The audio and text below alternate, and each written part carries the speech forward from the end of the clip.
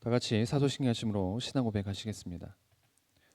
전능하사 천지를 만드신 하나님 아버지를 내가 믿사오며 그 외아들 우리 주 예수 그리스도를 믿사오니 이는 성령으로 잉태하사 동정녀 마리아에게 나시고 본디오 빌라도에게 고난을 받으사 십자가에 못 박혀 죽으시고 장사한 지 사흘 만에 죽은 자 가운데서 다시 살아나시며 하늘에 오르사 전능하신 하나님 우편에 앉아 계시다가 저리로서 산자와 죽은 자를 심판하러 오시리라. 성령을 믿사오며 거룩한 공예와 성도가 서로 교통하는 것과 죄를 사하여 주시는 것과 몸이 다시 사는 것과 영원히 사는 것을 믿사옵나이다. 아멘. 찬송가 425장 주님의 뜻을 이루소서. 425장 주님의 뜻을 이루소서. 함께 찬양드리겠습니다.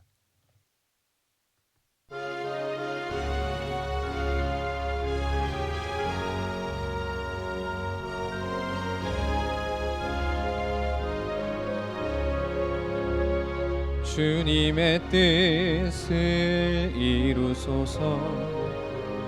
고요한 중에 기다리니 진흙과 같은 날 빚으사 주님의 영상 만드소서.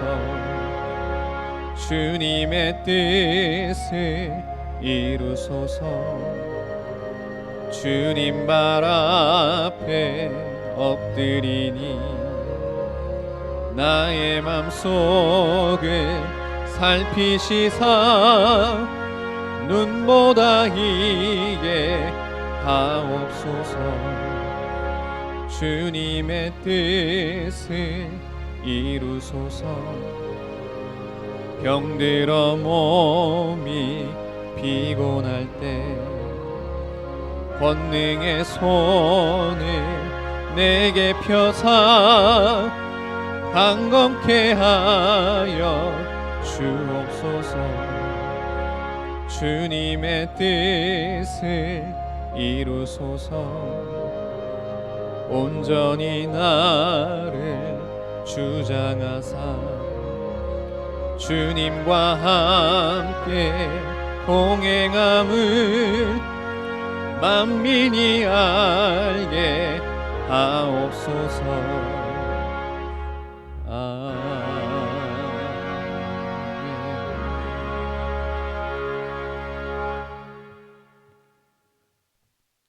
함께 나눌 말씀은 역대상 10장 1절에서 14절 말씀까지입니다. 역대상 10장 1절에서 14절 말씀까지입니다. 블레셋 사람들과 이스라엘이 싸우더니 이스라엘 사람들이 블레셋 사람들 앞에서 도망하다가 길보아 산에서 죽임을 당하여 엎드러지니라. 블레셋 사람들이 사울과 그 아들들을 추격하여 블레셋 사람들이 사울의 아들 요나단과 아비나답과 말기수아를 죽이고 사울을 맹렬히 치며 활 쏘는 자가 사울에게 따라 미치매 사울이 그 쏘는 자로 말미암아 심히 다급하여 사울이 자기의 무기를 가진 자에게 이르되 너는 칼을 빼어 그것으로 나를 찌르라. 할례받지 못한 자들이 와서 나를 욕되게 할까 두려워하노라. 그러나 그의 무기를 가진 자가 심히 두려워하여 행하기를 원하지 아니하매 사울이 자기 칼을 뽑아서 그 위에 엎드러지니 무기 가진 자가 사울이 죽는 것을 보고 자기도 칼에 엎드러져 죽으니라. 이와 같이 사울과 그의 세 아들과 그 온 집안이 함께 죽으니라. 골짜기에 있는 모든 이스라엘 사람이 그들의 도망한 것과 사울과 그의 아들들이 다 죽은 것을 보고 그 성읍들을 버리고 도망하며 블레셋 사람들이 와서 거기에 거주하니라. 이튿날에 블레셋 사람들이 와서 죽임을 당한 자의 옷을 벗기다가 사울과 그의 아들들이 길보아 산에 엎드려졌음을 보고 곧 사울의 옷을 벗기고 그의 머리와 갑옷을 가져다가 사람을 블레셋 땅 사방에 보내 모든 이방 신전과 그 백성에게 소식을 전하고 사울의 갑옷을 그들의 신전에 두고 그의 머리를 다곤의 신전에 단지라. 길랏 야베스 모든 사람이 블레셋 사람들이 사울에게 행한 모든 일을 듣고 용사들이 다 일어나서 사울의 시체와 그의 아들들의 시체를 거두어 야베스로 가져다가 그곳 상수리 나무 아래에 그 해골을 장사하고 7일간 금식하였더라. 사울이 죽은 것은 여호와께 범죄하였기 때문이라. 그가 여호와의 말씀을 지키지 아니하고 또 신접한 자에게 가르치기를 청하고 여호와께 묻지 아니하였으므로 여호와께서 그를 죽이시고 그 나라를 이새의 아들 다윗에게 넘겨 주셨더라. 아멘. 지금까지는 족보를 중심으로 이스라엘 역사를 소개해 왔습니다. 이를 통해 이스라엘을 중심하여 실현하고 계신 하나님의 인류 구속 역사를 보았습니다. 10장부터는 다윗 왕가를 중심한 이스라엘 왕조의 역사가 소개가 됩니다. 이스라엘 왕국의 실제적인 건설자는 초대 왕 사울이 아니라 제2대 왕인 다윗이라 할 수 있습니다.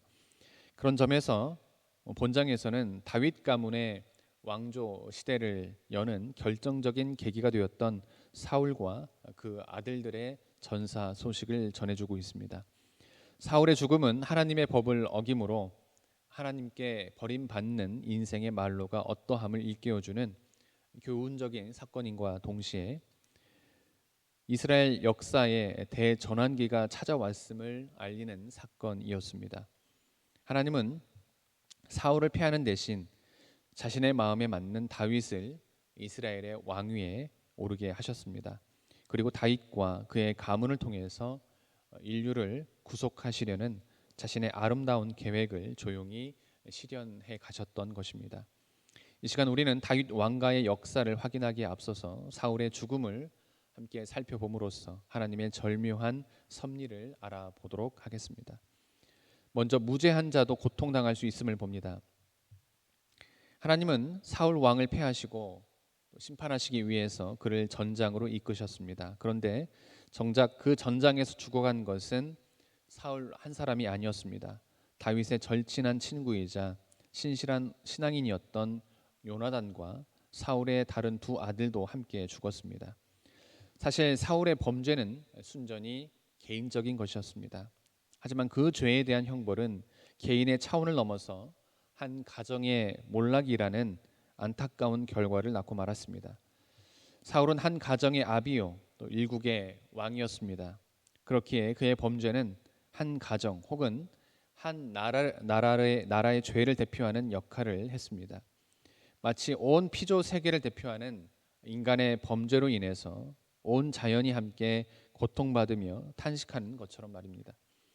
따라서 그 죄에 대한 징계는 사울과 직접적인 관계가 있는 자들조차도 함께 당해야만 했습니다. 물론 그렇다고 해서 징계를 받은 자가 모두 직접적인 죄를 범했다고 할 수는 없습니다. 죄악과 고통 사이에는 분명한 차이가 있습니다. 그러나 하나님께서 무죄한 자도 죄인과 함께 고통당하게 하신 목적은 한 인간의 죄악이 얼마나 엄청난 피해와 악 영향을 미치는가를 실증적으로 보여주시고 경고하시기 위해서라 하겠습니다. 다음으로 처음 마음과 처음 사랑을 회복해야 함을 봅니다. 왕이 되기 전에 사울은 참으로 신실하고 부지런하며 책임감 넘치는 인물이었습니다.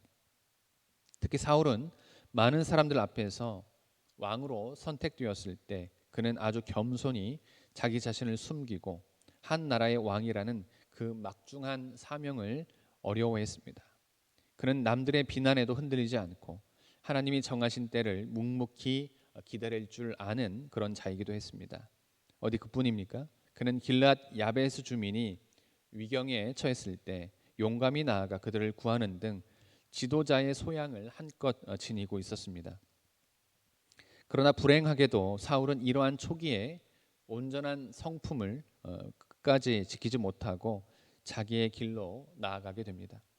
사울은 왕이 된 이후 점차 완고하고 교만한 생각으로 가득 차게 되었고 심지어 하나님의 말씀을 불순종하는 자리에까지 나아가게 되었습니다. 특히 그는 하나님보다 인간들을 더욱 의식해서 인간들로부터 존경받기를 더욱 좋아했습니다. 그 결과 하나님으로부터 버림받는 비극을 맛보아야만 했습니다. 이처럼 비록 과거에 아무리 화려한 신앙 전력을 지닌 자라 할지라도 오늘 하나님 앞에서 바로 서 있지 못한다면 과거의 신앙은 무용지물이 되고 맙니다. 하나님은 처음과 나중이 변함없는 신앙을 요구합니다. 따라서 지금 자신의 신앙이 실추된 자가 있다면 속히 처음 사랑을 회복해야만 하겠습니다. 마지막으로 인간을 심판하시는 분은 하나님이심을 봅니다. 사울이 죽은 이유가 무엇입니까? 블레셋에 비해 열악한 군사력 때문입니까? 아니면 작전의 실패 때문입니까? 이에 대해 본문은 여호와께 묻지 아니하였으므로 여호와께서 그를 죽이시고라는 말로써 그 죽음의 원인을 소개하고 있습니다. 이것은 결국 하나님이 친히 사울을 심판하시고 그에게 징벌을 내리셨다는 뜻이라 봅니다.